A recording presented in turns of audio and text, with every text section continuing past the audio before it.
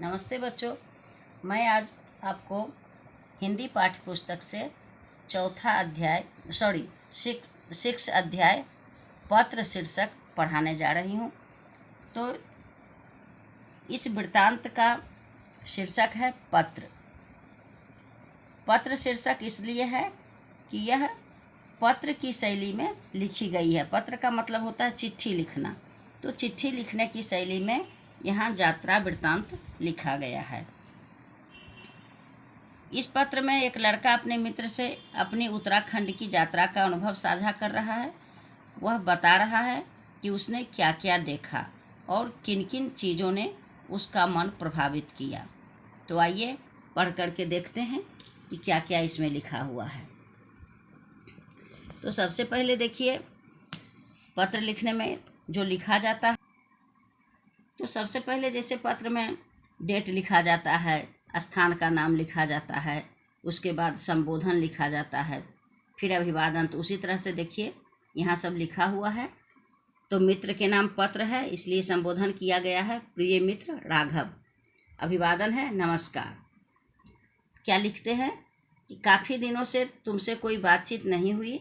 मैंने तुम्हें कितने ही व्हाट्सएप और फेसबुक संदेश किए, कितनी ही वीडियो कॉल की, मैसेंजर कॉल की, पर तुमसे बात नहीं हो पाई। मैं जानना चाहता हूँ कि आखिर हुआ क्या है। घर पर तुम्हारे माता पिताजी और छोटी बहन तो स्वस्थ हैं ना? मुझे घर के बारे में अवगत अवश्य कराना। यहाँ पत्र लिखने वाले मित्र जो है वह परेशान है, क्योंकि उन्होंने व्हाट्सएप कॉल किया है, वीडियो कॉल किया है, व्हाट्सएप फेसबुक मैसेज किया है, लेकिन मित्र के तरफ से कोई उत्तर नहीं आ रहा है। इसलिए वे कहते हैं कि तुम अपने घर के समाचार से हमें अवगत कराओ। राघव इस बार घूमने का कार्यक्रम माँ व दीदी ने बनाया था। उनके अनुसार इस बार हम देवभूमि उत्तराखंड की यात्रा पर गए थे। तुम्हें पता है, उत्तराखंड हिमालय की तराई में स्थित है। वहाँ पर एक से एक दर्शनीय स्थल हैं, मंदिर हैं। हम इस बार अल्मोड़ा शहर से 108 किलोमीटर दूर पहाड़ों के बीच गंगोली घाट में स्थित पाताल भुवनेश्वर में शिव मंदिर के दर्शन करने गए। हमने अल्मोड़ा से टैक्सी की और हम पाताल भुवनेश्वर गुफा मंदिर पहुंच गए। पाताल भुवनेश्वर गुफा मंदिर एक 90 मीटर गहरी गुफा में स्थित है। यह किसी आश्चर्य से कम नहीं है। स्थानीय लोगों से पता चला कि राजा ऋतुपर्ण सबसे पहले यहाँ पहुँचे थे। इस गुफा के 4 द्वार हैं, जिन्हें रण द्वार, पाप द्वार, धर्म द्वार व मोक्ष द्वार कहा जाता है। यहाँ पर शेषनाग की पूंछ धरती माँ को संभाले हुए है। 4 युगों के प्रतीक स्वरूप 4 शिलाएं भी यहाँ स्थापित की गई हैं। इनमें से एक शिला कलयुग का प्रतीक है। कहा जाता है कि जिस दिन कलयुग का प्रतीक पत्थर दीवार को छू जाएगा, उस दिन कलयुग का अंत हो जाएगा। तो आइए यहाँ तक आपको फिर से हम समझा दें कि मित्र कह रहा है कि घूमने का कार्यक्रम कौन बनाए थे। तो मित्र के माँ और दीदी ने घूमने का कार्यक्रम बनाया है, और उसके बाद ये वर्णन करते हैं कि कहाँ कहाँ घूमने गए और इन्होंने क्या क्या देखा। तो सबसे पहले बताते हैं कि हम कहाँ गए थे। उत्तराखंड, जो कि हिमालय की तराई में है। और ये भी बताते हैं कि इस बार वे अल्मोड़ा शहर से 160 किलोमीटर दूर पहाड़ों के बीच गंगोली घाट में स्थित पाताल भुवनेश्वर में शिव मंदिर के दर्शन करने गए थे। वे टैक्सी के द्वारा पाताल भुवनेश्वर गुफा मंदिर पहुंचे। पाताल भुवनेश्वर गुफा मंदिर 90 मीटर गहरी गुफा में था, जो कि बहुत आश्चर्यजनक था। स्थानीय लोगों का कहना था कि राजा ऋतुपर्ण सबसे पहले यहाँ ही पहुँचे थे। इस गुफा के 4 द्वार हैं, रण द्वार, पाप द्वार, धर्म द्वार, मोक्ष द्वार। यहाँ पर शेषनाग की पूंछ भी थी, जो कहा जाता है कि धरती माँ को वही संभाले हुए हैं। कहता है कि 4 युगों के प्रतीक स्वरूप यहाँ 4 शिलाएं भी थी, और इनमें से एक शिला कलयुग का प्रतीक है। उन 4 शिलाओं में से एक शिला जो है वह कलयुग का प्रतीक स्वरूप है। कहा तो यह भी जाता है, जिस दिन कलयुग का प्रतीक पत्थर दीवार को छू जाएगा, उस दिन कलयुग का अंत हो जाएगा। आगे बढ़ते हैं। हमारे प्रथम पूज्य गणेश जी का कटा सिर भी यहीं रखा है। हमारे प्रथम पूज्य गणेश जी, यानी हम लोग जब पूजा करते हैं तो सबसे पहले गणेश की पूजा करते हैं, इसीलिए कहा गया है प्रथम पूज्य गणेश जी। तो उनका मंदिर भी उनका कटा हुआ सिर भी वहीं है।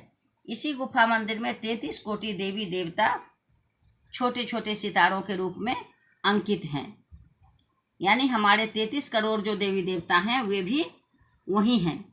ब्रह्मा जी का हंस सहस्त्र दल वाला कमल का फूल भी यहाँ पर स्थित है, जो कि अत्यंत ही खूबसूरत है।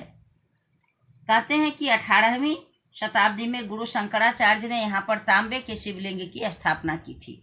गुफा में एक कोने में भगवान शिव, पार्वती और गोद में खेलते गणेश जी सहित पूरा शिव परिवार चौपड़ खेलते हुए तांडव, काल भैरव की लटकती हुई जीभ भी यहाँ पर दिखाई देती है। इस गुफा के भीतर अन्य कई गुफाएं भी हैं। कहते हैं कि जो भी इस गुफा मार्ग से पाताल की ओर जाता है उसे मोक्ष की प्राप्ति होती है। क्या कहा जाता है, यहाँ वर्णन किया गया उन जगहों का, और उसके बाद वहाँ की महिमा बताई जाती है कि इस गुफा के मार्ग से यानी रास्ते से जो पाताल की तरफ जाता है उसे मोक्ष मिल जाती है, मुक्ति मिल जाती है। यहाँ पर केदारनाथ, बद्रीनाथ व अमरनाथ के दर्शन भी हो जाते हैं। घर लौटने पर दादाजी ने बताया कि इसका वर्णन तो स्कंद पुराण के मानस खंड में भी किया गया है। यहाँ पर गुफाओं में अनेक ऋषि संत तपस्या व साधना के साथ साथ चिंतन, मनन व आध्यात्मिक उन्नति के लिए आते हैं। इस मंदिर के परिमंडल में प्रवेश करते ही मन एकदम शांत व ईश्वरमय हो जाता है।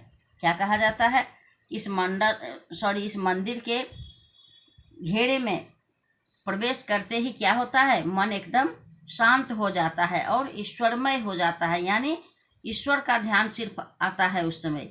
इसी कारण प्रकृति के अनुपम वातावरण में स्थित शिव आराधना का यह केंद्र धर्म व अध्यात्म की सिद्ध भूमि मानी जाती है।